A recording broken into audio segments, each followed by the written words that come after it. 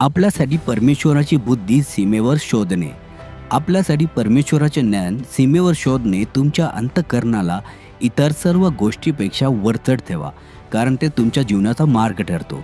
नीतिसूत्रे 4:23.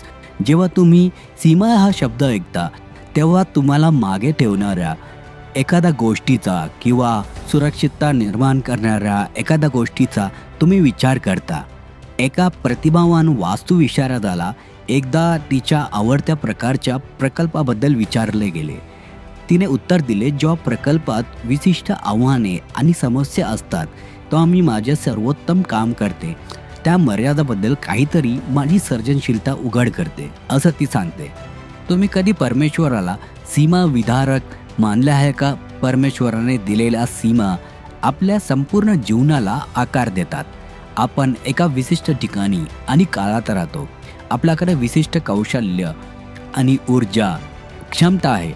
या मर्यादांचा हेतू आम्हाला रोखण्यासाठी नाही आहे. त्याऐवजी या मर्यादा आपल्याला कुठे लक्ष केंद्रित करावे हे दाखवू शकतात. सीमा कशा ठरवायच्या हे देखील आपण शिकले पाहिजे. नवीन संधींना नाही म्हणणे म्हणजे परमेश्वराने तुम्हाला आधीच दिलेल्या वचनबद्धतेसाठी तुमच्या होचे संरक्षण करणे.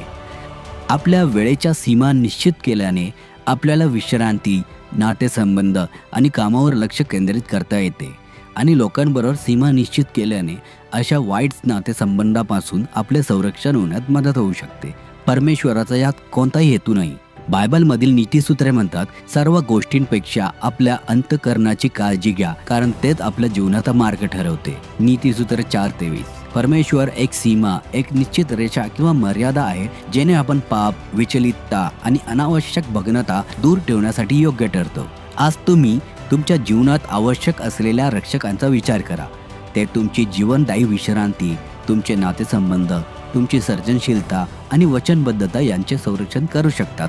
तुम्हाला लोकांना नाही म्हणायला शिकण्याची गरज आहे का? त्याचप्रमाणे लक्षात ठेवा, परमेश्वर आपल्याला चिंतामुक्त समृद्ध जीवनासाठी सीमा निश्चित करण्यासाठी बोलतो. परमेश्वर तुमचं भलं करो.